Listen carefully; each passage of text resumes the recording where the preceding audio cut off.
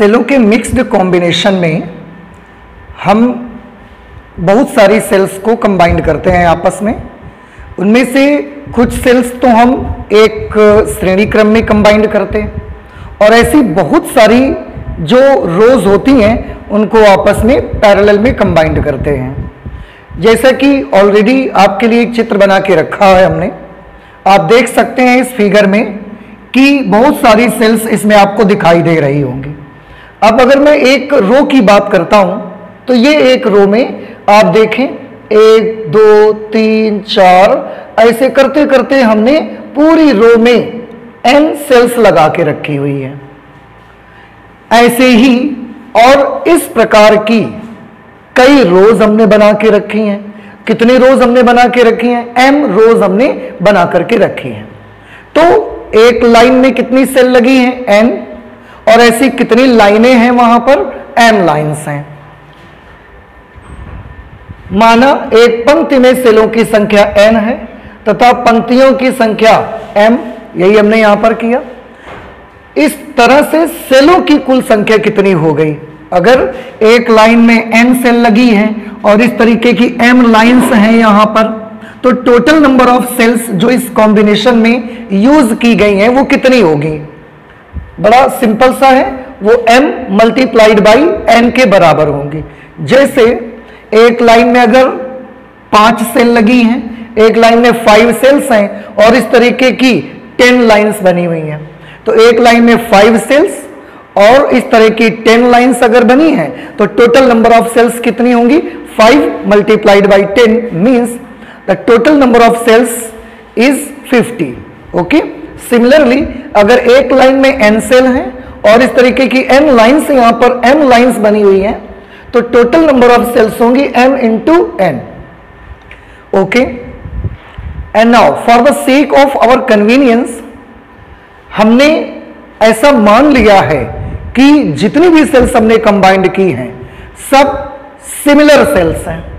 Similar cells का मतलब ये कि सबका ईएमएफ एक जैसा, बिल्कुल सबका इंटरनल रेसिस्टेंस एक जैसा। माना प्रत्येक सेल का विद्युतवाहक बल E तथा प्रत्येक सेल का आंतरिक प्रतिरोध स्मॉल r हम अपनी सुविधा के लिए मान लेते हैं और ये पूरा कॉम्बिनेशन हमने तैयार कर लिया।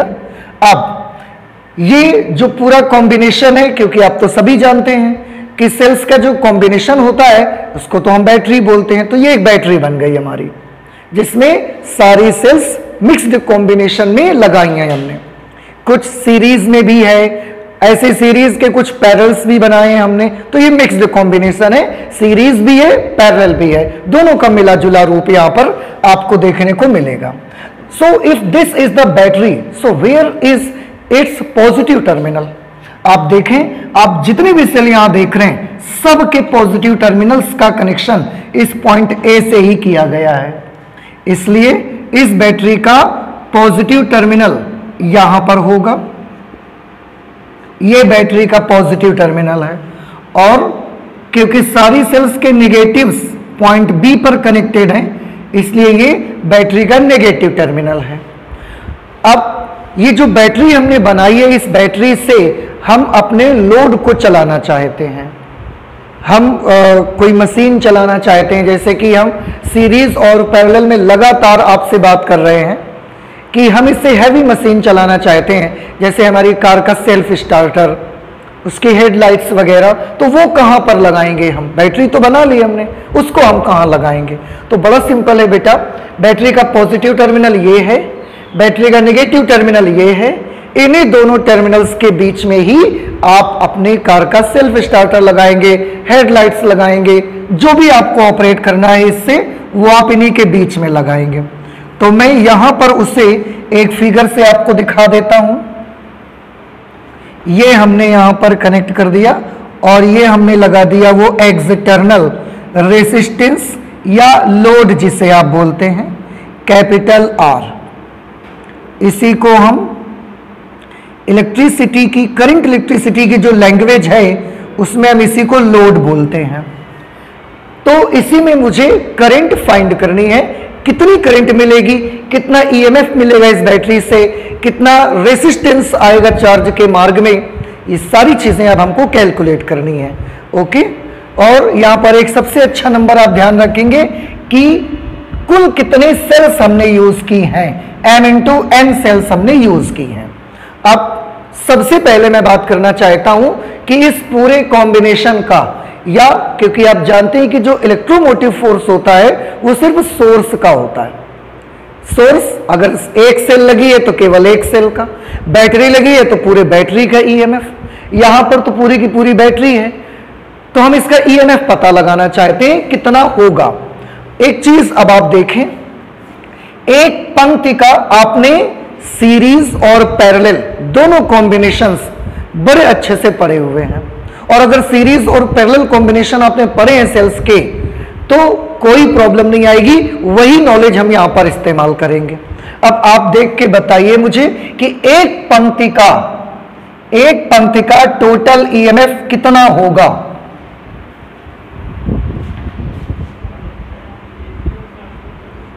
एक पंक्ति में लगी सेलों का कुल विद्युत वाहक बल, एक पंक्ति में जो भी सेलें लगी हैं उनका टोटल ईएमएफ कितना होगा। एक पंक्ति में लगी सेलों का कुल विद्युत वाहक बल।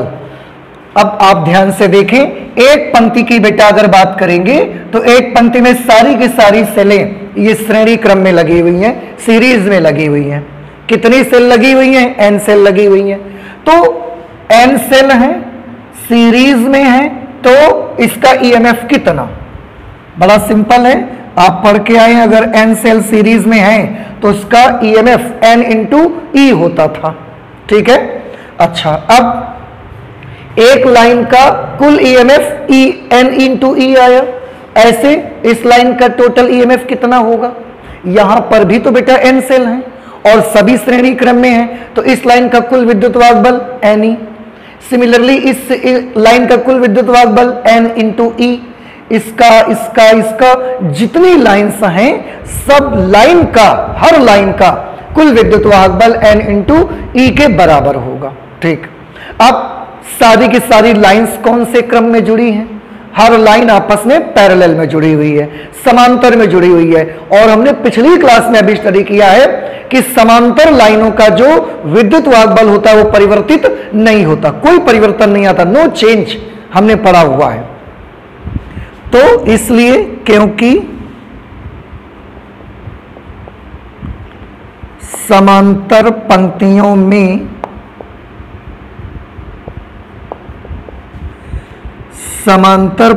में विद्युत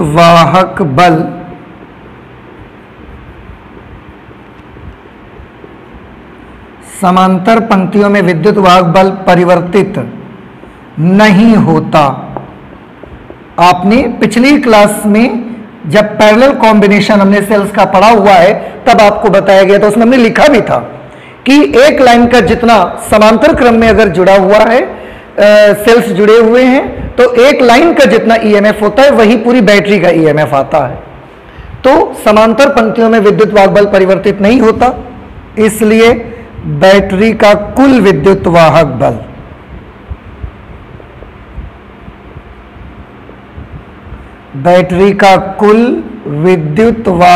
बल कितना होगा? आंसर है जितना एक लाइन का होगा। तो एक लाइन का विद्युत वाहक बल कितना है? n × e। ठीक है, पैरेलल में भी हमने यही पढ़ा था कि एक लाइन का जितना ईएमएफ होगा वही पूरी बैटरी का ईएमएफ आएगा। तो पूरी बैटरी का जो कुल विद्युत वाहक बल मुझे मिला वो n × e के बराबर मिल गया। अच्छा, अब हम आगे की चीज करेंगे, रेसिस्टेंस फाइंड करना चाहते हैं। कुल प्रतिरोध की जब चार्ज पूरा एक साइकिल करेगा अपना इस सर्किट में, तो उसको पूरा अपना एक साइकिल कंप्लीट करने में कितना रेसिस्टेंस उसके पाथ में आएगा, ये हमको कैलकुलेट करना है।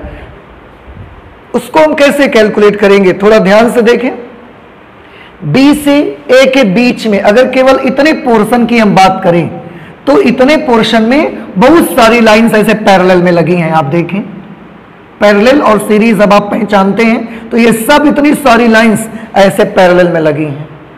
सबसे पहले मैं करना चाहता हूं एक लाइन का कुल प्रतिरोध कितना होगा।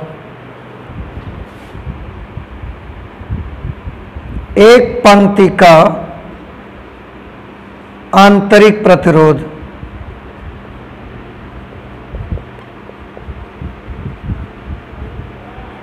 एक पंक्ति का आंतरिक प्रतिरोध बेटा बहुत सिंपल है। आप देखेंगे तो एक पंक्ति की अगर बात करें तो इसमें n सेल लगी हुई है और हर सेल का जो इंटरनल रेसिस्टेंस है वो स्मॉल r के बराबर है।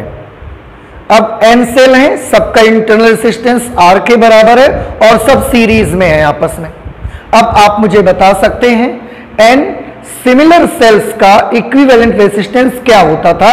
सीरीज की बात करिए n इंटू आर, और n सिमिलर सेल्स का इक्विवेलेंट रेसिस्टेंस क्या होता था। पैरेलल की बात करिए r upon n। So n similar cells in series n into are, n similar cells in parallel r upon n। तो यहां पर एक पंक्ति की अगर अभी भी बात कर रहे हैं तो n सिमिलर सेल्स हैं और सीरीज में हैं, तो टोटल रेसिस्टेंस एक लाइन का कितना आएगा। एक लाइन का टोटल रेसिस्टेंस आएगा n इंटू आर। ठीक, अच्छा अब एक लाइन का आएगा और इस प्रकार की तो m रोज जो है वो पैरेलल में है। यहां पर लिख देंगे क्योंकि इस प्रकार की m पंक्तियां,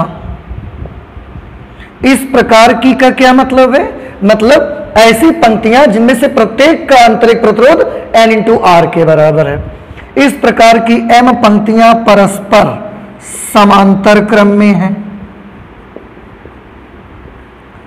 परस्पर समांतर क्रम में हैं, इसलिए बैटरी का कुल आंतरिक प्रतिरोध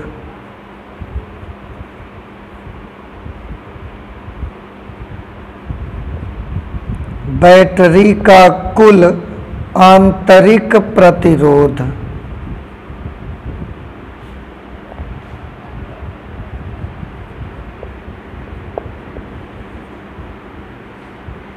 बैटरी का कुल आंतरिक प्रतिरोध।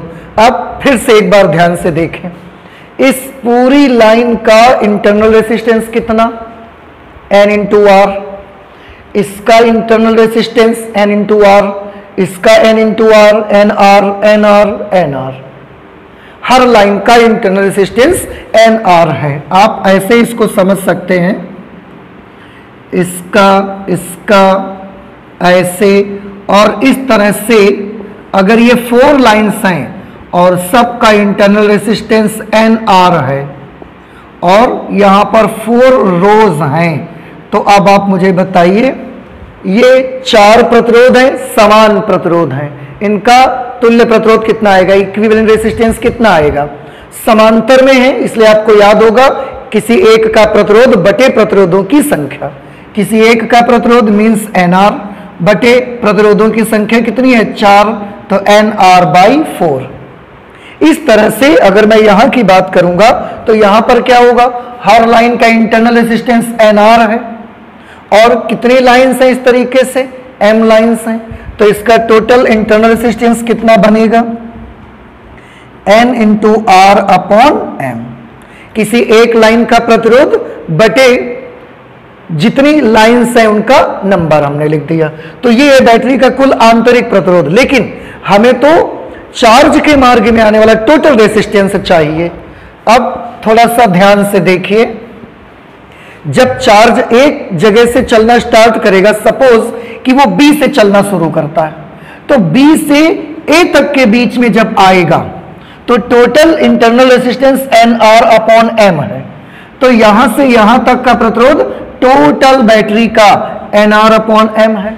अब इसके बाद जब ये यहां से ऐसा चलेगा तो ये रेसिस्टेंस भी तो साथ में लगेगा, तो उसके साथ ये रेसिस्टेंस भी चार्ज के मार्ग में आएगा और ये इस पूरी बैटरी के साथ श्रेणी क्रम में लगा हुआ है। देखिए समांतर में तो तब होता जब करंट ऐसे आती है या चार्ज ऐसे आता है, तो ऐसे अगर आ रहा होता तो समांतर में होता, और यहां तो एक तरफ से ऐसे आया और वही चार्ज इसमें से ऐसे जा रहा है, तो ये कौन से क्रम में है? श्रेणी क्रम में है। इसलिए परिपथ का कुल प्रतिरोध कितना होगा, हम ये कैलकुलेट करना चाहते हैं। इसलिए परिपथ का कुल प्रतिरोध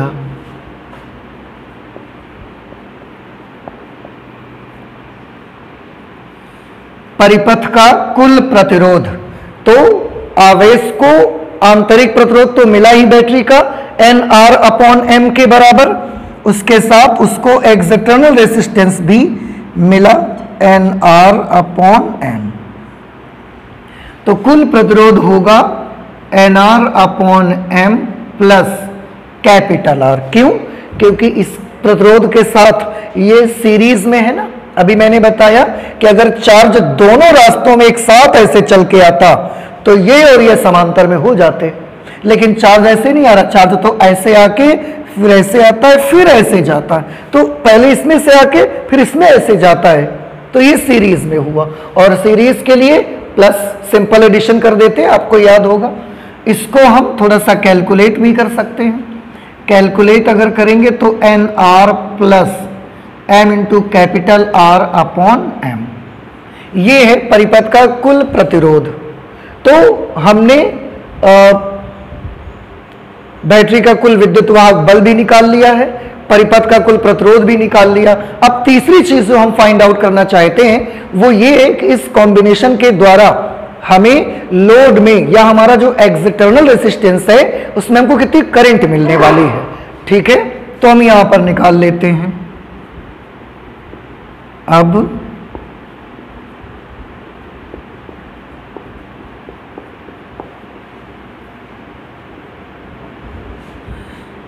बाह्य प्रतिरोध में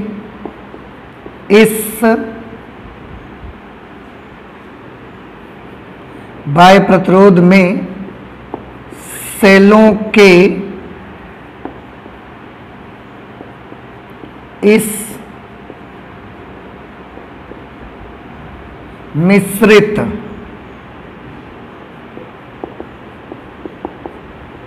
संयोग द्वारा प्राप्त विद्युत धारा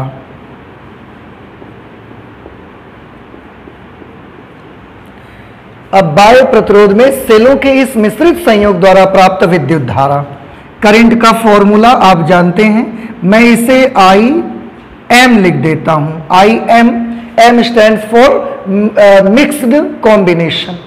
okay, current due to mixed combination of cells. Current का फॉर्मूला हम पिछले भी 2 क्लासेस में यूज कर चुके हैं, और उससे पहले भी आपको बताया गया था कि इसका फॉर्मूला होता है कुल विद्युत वाहक बल अपॉन परिपथ का कुल प्रतिरोध, परिपथ का कुल प्रतिरोध I due to mixed combination of cells is equal to कुल विद्युत वाहक बल। कुल विद्युत वाहक बल हम पहले ही निकाल चुके हैं, बैटरी का कुल विद्युत वाहक बल आया था N इंटू ई, N इंटू ई कर दिया हमने, अपॉन कुल प्रतिरोध, तो परिपथ का कुल प्रतिरोध आपने देखा कितना आ रहा है NR plus M into capital R upon M। ऐसे अब इसे जब आप कैलकुलेट करेंगे, current due to mixed combination of cells is equal to, ये नंबर पलट करके ऊपर आ जाएगा, तो M को यहां मल्टीप्लाई कर देंगे, M into N into E upon NR plus MR। ये करंट का फॉर्मूला बना।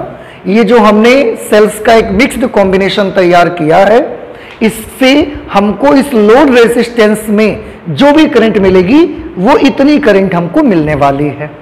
अब इसको भी आप देख सकते हैं ध्यान से, यहां पर न्यूमरेटर में क्या आ रहा है, एक तो ये ईएमएफ आ रहा है जो कि एक सेल का विद्युत वाहक बल है, उसके साथ जो चीज आपको मिल रही है m इंटू एन, वो क्या है? उसके साथ आपको जो मिल रही है m into N, that is the total number of cells we have used. जितनी सेल्स हमने यूज की हैं उसकी टोटल नंबर यहां पर लिखा हुआ है। और अपॉन में क्या है?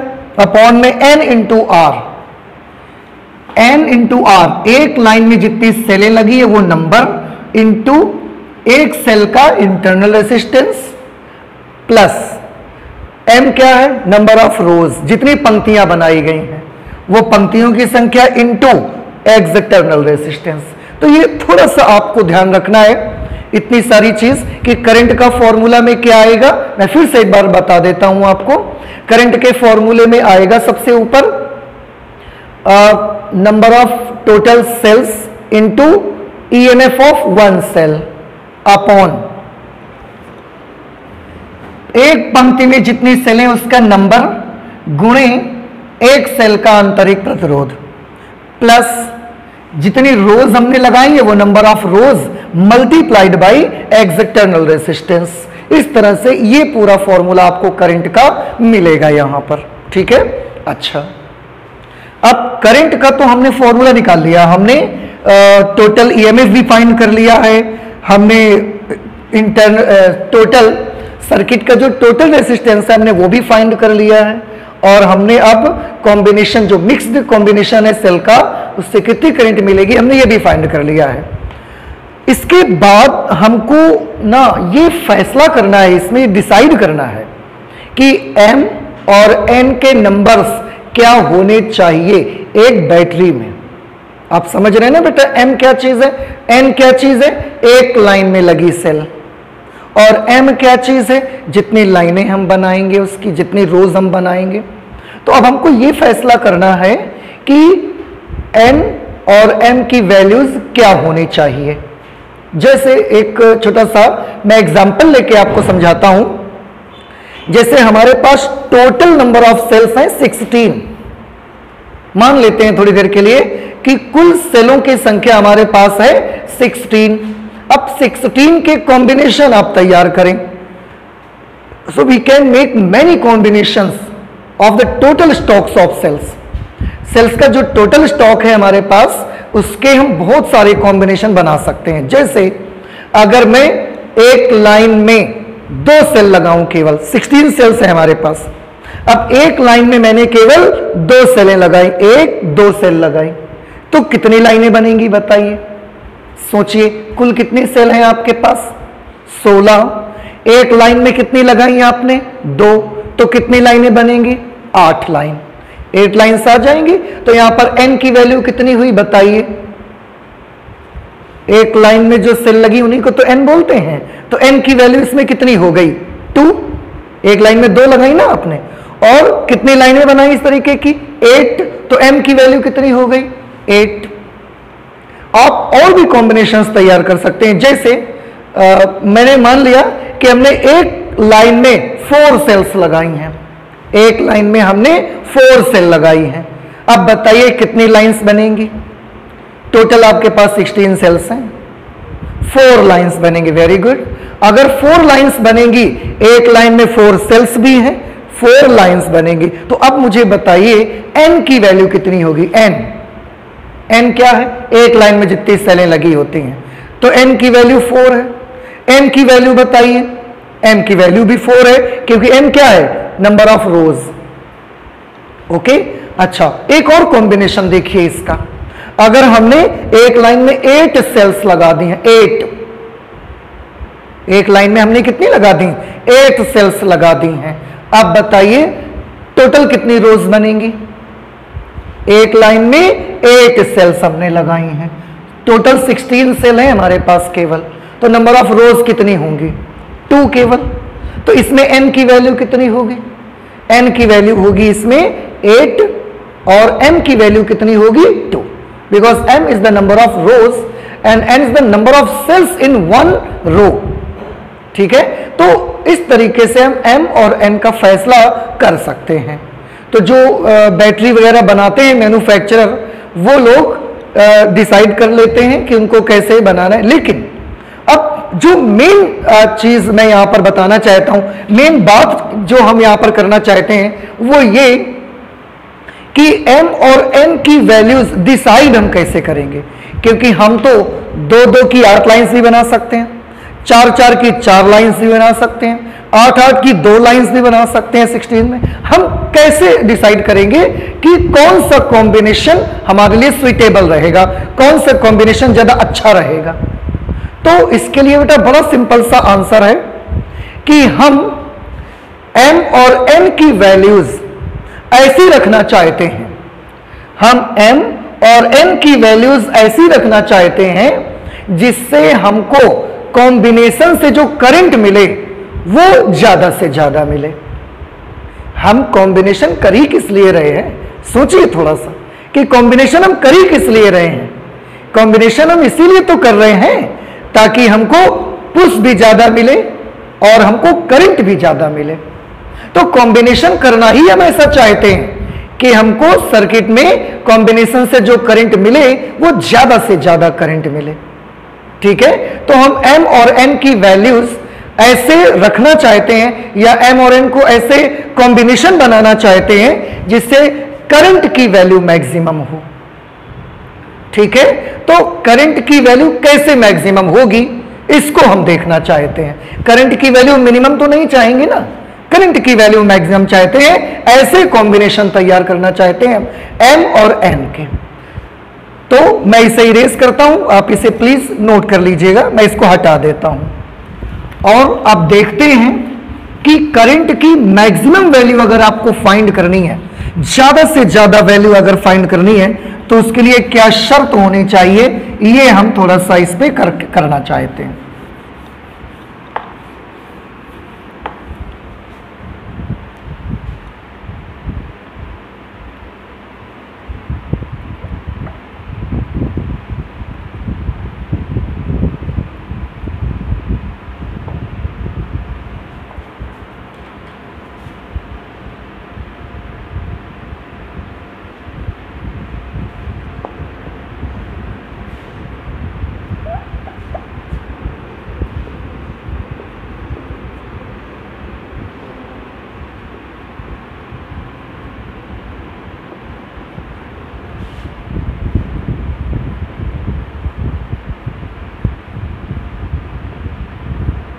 तो हम क्या करना चाहते हैं, मिश्रित क्रम में हमें करंट मैक्सिमम चाहिए। अब वही मैंने लिखा कि मिश्रित क्रम में धारा के अधिकतम मान के लिए शर्त कि अगर करंट की वैल्यू आप मैक्सिमम चाहते हैं तो उसके लिए क्या कंडीशन होनी चाहिए। अब आप इस फॉर्मूले को ध्यान से देखिए। इस फॉर्मूले को जब आप देख रहे हैं तो यहां पर एक डिनोमिनेटर बेटा आपको दिख रहा होगा, NR प्लस MR। आप करंट कैसी चाहते हैं? मैक्सिमम। करंट ज्यादा अगर चाहते हैं तो इसकी वैल्यू कैसी होनी चाहिए? सोचिए थोड़ा सा। आप सब मैथमेटिक्स या फिजिक्स आप सब पढ़ते हैं और उसमें आप अंदाजा लगा सकते हैं या आप सब जानते हैं, if we want that current should be maximum, तो NR प्लस MR का कैसा होना आवश्यक है? कम से कम होना चाहिए। ठीक है, तो मिश्रित क्रम में धारा के अधिकतम मान के लिए क्या शर्त होगी? शर्त यह होगी, इसके लिए NR plus M into R का मान न्यूनतम होना चाहिए। न्यूनतम मीन्स कम से कम, न्यूनतम होना चाहिए, क्योंकि जब NR प्लस MR की वैल्यू मिनिमम हो जाएगी, सबसे स्मॉलेस्ट वैल्यू होगी, उस समय करंट की वैल्यू सबसे ज्यादा होगी। तो मिश्रित क्रम में धारा के अधिकतम मान के लिए यह शर्त है क्या कि NR प्लस MR का मान न्यूनतम होना चाहिए। अब NR प्लस MR का न्यूनतम मान क्या होगा यह हमको डिसाइड करना है। NR प्लस MR का न्यूनतम मान,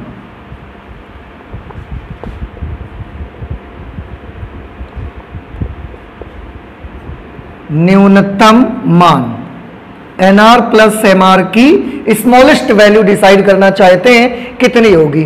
क्यों, मैं फिर से एक बार बता दूं, क्योंकि जब NR प्लस MR की वैल्यू मिनिमम होगी, स्मॉलेस्ट वैल्यू होगी, उस समय करंट सबसे ज्यादा होगी और कंबाइंड करके हम करंट ही ज्यादा चाहते हैं। अब इसकी मिनिमम वैल्यू कैसे फाइंड आउट करेंगे, ये एक बहुत बड़ी चीज है कि मुझे इसकी मिनिमम वैल्यू फाइंड आउट करनी है।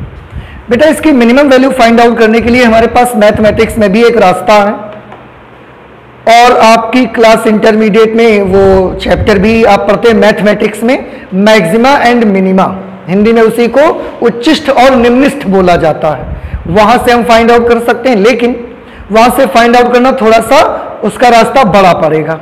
इसलिए मैं यहां पर एक और तरीका है मेरे पास जिससे हम इसकी वैल्यू मिनिमम कितनी होगी यह फाइंड आउट कर सकते हैं, या कैसे मिनिमम कर सकते हैं यह पता लगा सकते हैं। उसके लिए मैं एक फॉर्मूला लिखता हूं, आप ध्यान से सभी बच्चे देखेंगे।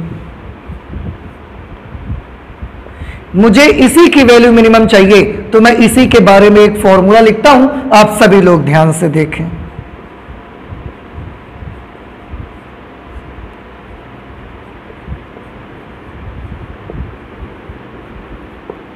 इस फॉर्मूले को आप गौर से देखिए, यहां पर मैं इसको भी इरेज कर देता हूं, इसे आप देखें। मैं आपको याद दिला दूं, क्लास 10th में जब आप मैथमेटिक्स पढ़ते हैं, क्लास 10th में आपने जब मैथ पढ़ी है तो वहां पर एक चैप्टर था क्वाड्रेटिक इक्वेशन, द्विघात समीकरण। क्वाड्रेटिक इक्वेशन में कुछ सिमेट्रिक फंक्शंस आप पढ़ते थे, सिमेट्रिक फंक्शंस पढ़ते थे उनके रूट्स के बीच में, जिनमें से एक फॉर्मूला आप पढ़ते थे alpha plus beta whole square is equal to alpha minus beta whole square plus 4 alpha into beta. ये आपने पढ़ा हुआ है, वही मैंने यहां पर यूज किया। NR plus MR, NR alpha MR beta, alpha plus beta whole square is equal to alpha minus beta whole square plus 4 alpha into beta. तो हम NR प्लस MR को इस तरह से एक्सप्रेस कर सकते हैं। अब मुझे कुछ भी करिए पर मुझे तो इसकी वैल्यू मिनिमम चाहिए। अब मैंने देखा कि इसकी जो वैल्यू है उसमें दो टर्म हैं, एक टर्म ये है और एक टर्म ये है, और दोनों टर्म का एडिशन इसके स्क्वायर के बराबर है। आप चाहें तो इसका स्क्वायर हटा करके यहां पर आप स्क्वायर रूट यूज कर सकते हैं, इधर का स्क्वायर हटेगा स्क्वायर रूट लग जाएगा, ठीक है। अच्छा, अब आप देख रहे हैं कि इसमें दो टर्म है, एक ये है एक ये, और उन दोनों का सम है और फिर उसके बाद स्क्वायर रूट है। अगर इसमें ये दो टर्म्स हैं और किसी तरह से अगर मैं इन टर्म्स की वैल्यू को कम कर सकूं, थोड़ा ध्यान से देखिए, अगर मैं इन टर्म्स को किसी भी टर्म को कम कर सकता हूं, अगर इनमें से कोई भी एक टर्म कम हो गया तो जाहिर सी बात है इसकी वैल्यू क्या हो जाएगी, कम हो जाएगी, क्योंकि इसमें दो टर्म है, दोनों का सम ही तो इसके बराबर है, दोनों के सम का स्क्वायर रूट। अब अगर इन दो पदों में से कोई एक पद भी हम पूरी तरीके से खत्म कर पाते हैं, पूरी तरीके से शून्य अगर कर पाते हैं, तो क्या होगा कि इसकी वैल्यू थोड़ी तो कम कर पाएंगे हम लोग, ठीक है। अब इन दोनों पदों में से कौन सा पद है जो कि हम जीरो कर सकते हैं? ध्यान से देखिए, इस पद को हम जीरो नहीं कर सकते, नहीं कर सकते, याद रखिए। क्यों?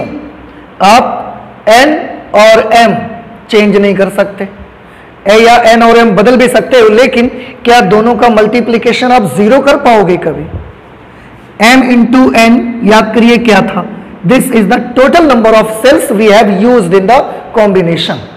तो अब क्या आप m इंटू n को जीरो कर देंगे? अगर m इंटू n को आपने जीरो कर दिया, इसका मतलब आपने सेल ही नहीं लगाई है भाई। m इंटू n क्या है? सेलों की कुल संख्या। क्या और अगर आप n इंटू n जीरो कर दिया, इसका मतलब आपने सेल लगाई ही नहीं, तो आप m और n में से किसी को भी जीरो नहीं कर सकते, ना तो पंक्तियों को जीरो कर सकते हैं, ना एक लाइन में लगी हुई सेलों की संख्या को आप शून्य कर सकते हैं। रही बात स्मॉल r की, स्मॉल r भी आपके बस में नहीं है, आप इसको भी टच नहीं कर सकते, आप इसको भी कुछ परिवर्तित नहीं कर सकते। क्यों? क्योंकि small r is the internal resistance of cell and this is included inside the cell, ये सेल के अंदर ही होता है। और आप कभी भी सेल कितनी भी अच्छी बना लें आप इंटरनल रेसिस्टेंस को उससे हटा नहीं सकते। तो आप स्मॉल आर भी नहीं हटा सकते, जीरो नहीं कर सकते आप इसको। हाँ, अच्छी सेल बनाएंगे तो स्मॉल आर कम कर पाएंगे, लेकिन आंतरिक प्रतिरोध सेल का एक ऐसा कैरेक्टर है जिसे आप कभी भी सेल में जीरो नहीं कर सकते हैं, तो आप इसको भी जीरो नहीं कर सकते। अब बचा कौन इस टर्म में? Capital R. What is capital R? Capital R is the resistance of our load. आप जो भी लगाएंगे, आप अपनी कार का सेल्फ स्टार्टर लगाएंगे, आप हेडलाइट्स लगाएंगे, आप हॉर्न जलाएंगे, आप हॉर्न बजाएंगे, इनमें से जो भी आप एप्लायंस लगाएंगे इलेक्ट्रिक, उस इलेक्ट्रिक एप्लायंस का अपना कुछ ना कुछ तो रेसिस्टेंस होगा ही। इम्पॉसिबल है कि उसका रेसिस्टेंस ना हो। ये सुपर कंडक्टर तो है नहीं, तो कुछ ना कुछ तो प्रतिरोध इसका रहेगा। मींस इस फॉर्मूले में इस टर्म को तो हम बिल्कुल भी कुछ नहीं कर सकते, कम ज्यादा कर सकते हैं पर जीरो नहीं कर सकते हम। ठीक है, अब इस टर्म की बात करिए। यहां पर दो पद हैं बेटा, n इंटू स्मॉल आर और m इंटू कैपिटल आर, और इनके बीच में नेगेटिव साइन है। ये एक बड़ा इंपॉर्टेंट है हमारे लिए। इसके हिसाब से ही मैं ये सोच सकता हूं कि ऐसा हो सकता है, NR और MR अलग अलग हम जीरो नहीं कर सकते, लेकिन ऐसा हो सकता है कि अगर किसी बार NR की वैल्यू किसी कॉम्बिनेशन में M इंटू आर की वैल्यू M इंटू आर के बराबर अगर हो जाएगी, ऐसा तो हो सकता है।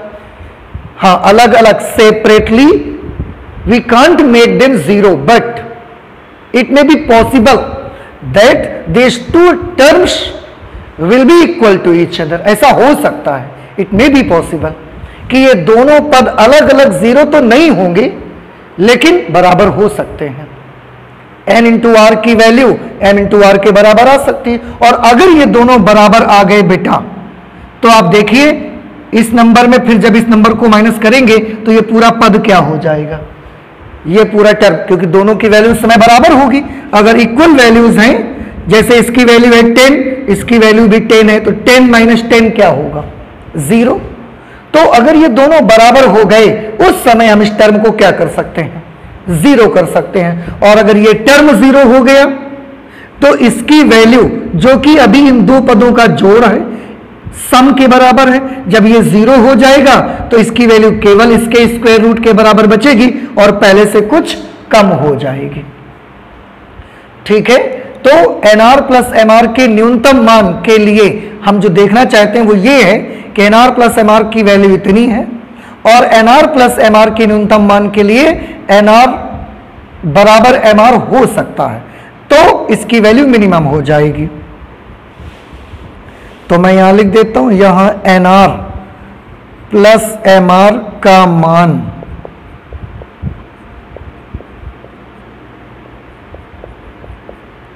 न्यूनतम होगा यदि, कैसे न्यूनतम होगा?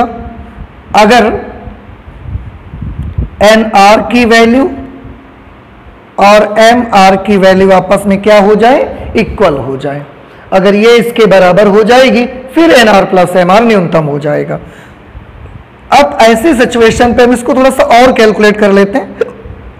M इधर ले आइए, स्मॉल r उधर भेज दीजिए, तो N upon M is equal to capital R upon small r। ये एक कंडीशन बनी बेटा हमारे पास, ये एक ऐसी शर्त है जो आपको हेल्प करेगी, आपको समझाने में मदद करेगी कि आपको N और M में से किसको ज्यादा रखना चाहिए और किसको कम रखना चाहिए। जैसे मैं एक छोटा सा एग्जांपल आपको देता हूं कि N और M का रेशियो वही होना चाहिए जो कि कैपिटल R और स्मॉल r का रेशियो होगा। ठीक है, ऐसा होने से NR की वैल्यू MR के बराबर आ जाएगी, फिर ये टर्म जीरो हो जाएगा, फिर ये मिनिमम हो जाएगा, और जब ये मिनिमम हो जाएगा तो करंट मैक्सिमम हो जाएगी। तो n क्या चीज है? एक पंक्ति में लगी सेल्स का नंबर। m क्या है? पंक्तियों की संख्या। तो n और m का अनुपात वही होना चाहिए जो एक्सटर्नल रेजिस्टेंस और इंटरनल रेजिस्टेंस का रेशियो है। अब यहां पर एक चीज मैं फिर से आपको याद दिलाना चाहता हूं। हम पिछली क्लासेस में भी जब से कॉम्बिनेशन कर रहे हैं, हम लगातार बात कर रहे हैं कि हम ये जो कॉम्बिनेशन बना रहे हैं, इससे मेनली हम ऑपरेट किसको करना चाहते हैं, इससे मेनली हम चलाना क्या चाहते हैं? तो आंसर इससे मेनली हम ऐसी डिवाइस चलाना चाहते हैं जिसका एक्सटर्नल रेजिस्टेंस कैसा हो? कम से कम हो। आपको याद आया ना कि हम हैवी मशीन्स चलाना चाहते हैं और हैवी मशीन्स ज्यादा करंट ड्रॉ करती हैं, ज्यादा करंट लेती हैं, इसलिए उनका रेजिस्टेंस कैसा होता है? कम। तो हम हैवी मशीन्स चलाना चाहते हैं और हैवी मशीन्स का रेजिस्टेंस कैसा होता है? कम। तो हम ऐसी मशीन चलाना चाहते हैं जहां पे कैपिटल आर छोटा होगा और स्मॉल आर कैसा होगा? बड़ा। अब कैपिटल आर छोटा होगा, स्मॉल आर बड़ा होगा। इस बेसिस पर मैं ये कह सकता हूं कि आप कॉम्बिनेशन ऐसा बनाइए जिसमें n की वैल्यू कम हो, m की वैल्यू ज्यादा हो। आप देखिए ना, इससे फिर से एक बार देखिए, आप किस तरीके की मशीन चलाना चाहते हैं? Heavy machines.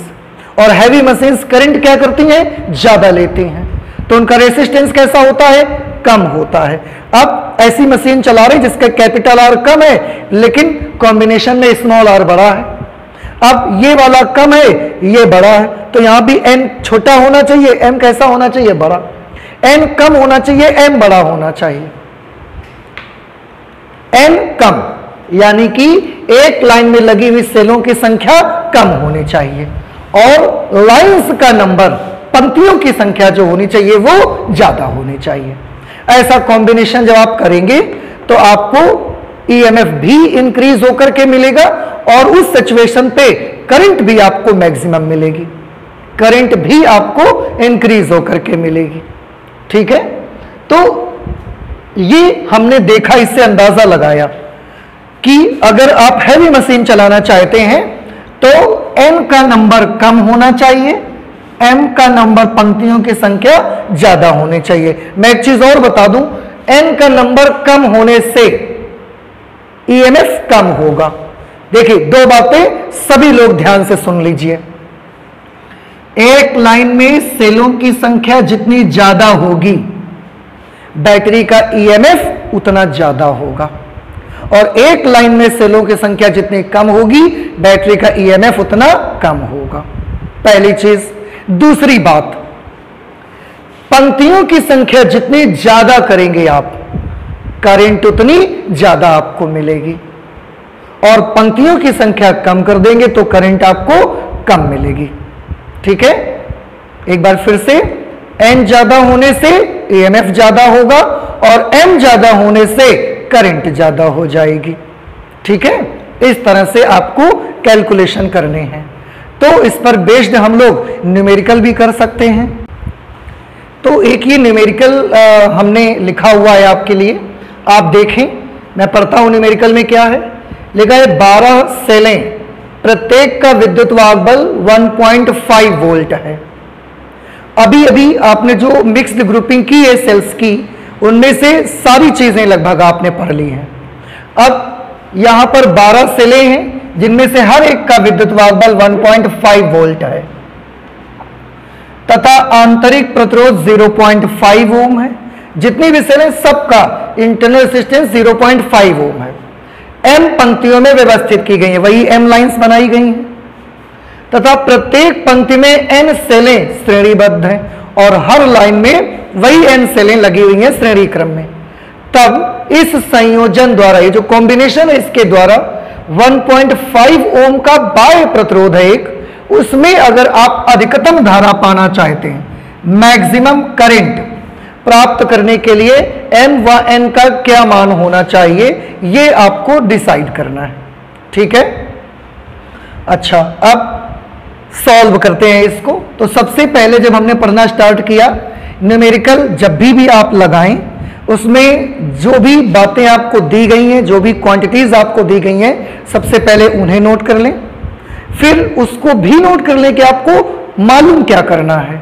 इससे आपको काफी हेल्प मिलती है न्यूमेरिकल्स को कैलकुलेट करने में। तो मैं सबसे पहले लिखता हूं 12 सेल्स, प्रत्येक 12 सेलें लगी हुई है टोटल। तो सेलों की कुल संख्या भी थोड़ी देर पहले ने डिसाइड किया था, जब एक लाइन में n सेलें होंगी और m लाइंस लगी होंगी।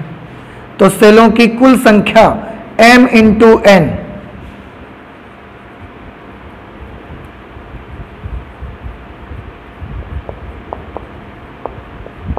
कुल सेलें m इंटू n, और यहां पर उनकी वैल्यू कितनी दी गई है, 12 दी गई है। ठीक है, प्रत्येक का विद्युत वाहक बल 1.5 वोल्ट है। प्रत्येक का विद्युत वाहक बल, हमने हर एक सेल का ईएमएफ E माना और वो है 1.5 वोल्ट। आंतरिक प्रतिरोध 0.5 ओम है, हर एक का आंतरिक प्रतिरोध स्मॉल r 0.5 ओम है। m पंक्तियों में व्यवस्थित की गई हैं। ठीक, इस संयोजन द्वारा 1.5 ओम के बाह्य प्रतिरोध, बाह्य प्रतिरोध 1.5 ओम का है। अगर बेटा बाह्य प्रतिरोध 1.5 ओम का है तो एक्सटर्नल रेजिस्टेंस को तो हम कैपिटल R से लिखते हैं ना, और वो कितना है, वो है 1.5 ओम। अधिकतम धारा प्राप्त करने के लिए, for maximum current, maximum current के लिए m और n की वैल्यूज क्या होंगी, what will be m and what will be the value of n for maximum current। इतनी सारी चीजें हमने देखी। अब हम इसको कैलकुलेट करते हैं। बड़ा सिंपल है बेटा, अभी अभी हमने एक फॉर्मूला पढ़ा हुआ है, अभी अभी हमने एक फॉर्मूला पढ़ा था, n r is equal to m into r, या इसी को हमने कैलकुलेट करके लिखा था n upon m is equal to capital R upon small r। इस फॉर्मूले की हम हेल्प लेना चाहते हैं। n अपॉन m ये हम ऐसे ही लिख देंगे, is equal to capital R upon small r। What is capital R? Capital R is 1.5 ohm upon small r, small r is 0.5 ohm. ठीक है, अच्छा अब इसे कैलकुलेट करेंगे हम। 0.5 से 1.5 कैंसिल होगा 3 टाइम्स में, फिर m को हम उधर भेज देंगे तो m की वैल्यू कितनी हो जाएगी, n की वैल्यू हो जाएगी 3 इंटू m। ठीक है, अब क्योंकि m into n is equal to 12 है, अब मैं फिर से इस पर आता हूं, because m into n is equal to 12, therefore m की वैल्यू कितनी रखेंगे, m की जगह तो हम m ही लिख देते हैं, n की जगह पर हम क्या लिख देंगे, n की जगह पर 3m इज इक्वल टू 12। जब आप सॉल्व करेंगे 3 4 12, तो m into m square is equal to 4, then m is equal to 2। ठीक है, अब m की वैल्यू 2 आ गई। अगर m की वैल्यू 2 आ गई है तो आप यहां सॉल्व लिख सकते हैं m की value, therefore n is equal to 3m से n is equal to 3 into m is 2, then n is equal to 6। तो ये जो भी कॉम्बिनेशन के लिए ये क्वेश्चन हमारा दिया गया था, अगर इस कॉम्बिनेशन से आप मैक्सिमम करंट ड्रॉ करना चाहते हैं तो उसके लिए आपको करना यह पड़ेगा कि n की वैल्यू आपको 6 रखनी पड़ेगी और m की वैल्यू आपको 2 रखनी पड़ेगी। ये आपको करना होगा कि जो गिवन स्टॉक सेल्स का है और जिस प्रकार का कॉम्बिनेशन हमको दिया गया है एक्सटर्नल और इंटरनल रेजिस्टेंस के बेसिस पर, अगर आप उस कॉम्बिनेशन से मैक्सिमम करंट फाइंड करना चाहते हैं तो आपको n6 और m2 रखना पड़ेगा। मींस n6 रखना पड़ेगा, मींस एक लाइन में आपको 6 सेल्स कनेक्ट करनी पड़ेंगी और इस तरीके की 2 रोज आपको बनानी पड़ेंगी, और ऐसी जो बैटरी बनेगी उससे आप मैक्सिमम करंट ड्रॉ कर सकते हैं। हाँ, कितनी करंट अगर वो पूछा जाता है कभी एग्जामिनेशन में कि वो मैक्सिमम करंट कितनी होगी, तो आप उसको भी फाइंड आउट कर सकते हैं। अभी करंट का फॉर्मूला आपने देखा हुआ था, I is equal to m into n into E upon n into r plus m into capital R, यही फॉर्मूला देखा था। वैल्यूज लिख दीजिए, m की जगह पर क्या लिखेंगे, या सीधे m इंटू n की वैल्यू आप लिख दें। m इंटू n की जगह पर 12 इंटू ई की जगह पर क्या लिखेंगे, एक सेल का EMF 1.5 वोल्ट है upon n into are. n कितना है, n हमारा आया हुआ है 6 और स्मॉल r की वैल्यू कितनी है 0.5, तो 6 को मल्टीप्लाई करेंगे 0.5 से, तो 6 इंटू 0.5 ये हो गया 3 प्लस 6 5 30। इसके बाद m into capital R, m कितना है 2 और कैपिटल R है 1.5, तो 2 इंटू 1.5 करेंगे ये भी 3 हो जाएगा। अब इसे आप सॉल्व कर लेंगे, 12 इंटू 1.5 अपॉन 6, 6 2 12, 1.5 2 3। इट मीन्स आप जो कॉम्बिनेशन से आपको मैक्सिमम करंट मिलेगी वो मैक्सिमम करंट 3 एम्पियर तक आपको मिलेगी। तो कॉम्बिनेशन जब आप बनाएंगे इसका, उसमें एक लाइन में 6 सेल्स लगाएंगे और इस प्रकार की 2 रोज बनाएंगे। ऐसा करने के बाद जो उससे करंट मिलेगी that will be the maximum current and it's value will be 3 ampere. ठीक है, तो ये हमने एक न्यूमेरिकल भी करके दिखाया आपको। आप इस तरह से इसके और भी न्यूमेरिकल्स बना सकते हैं, आपको पूरा बेसिक बता दिया गया है। तो ये पूरा हमने अब कंप्लीट कर लिया है सेल्स के कॉम्बिनेशन को, और आज हम अपनी क्लास में इतना ही रख लेते हैं। आगे और भी कुछ नई चीजें लेके आएंगे, लेकिन नेक्स्ट क्लास पे मिलेंगे।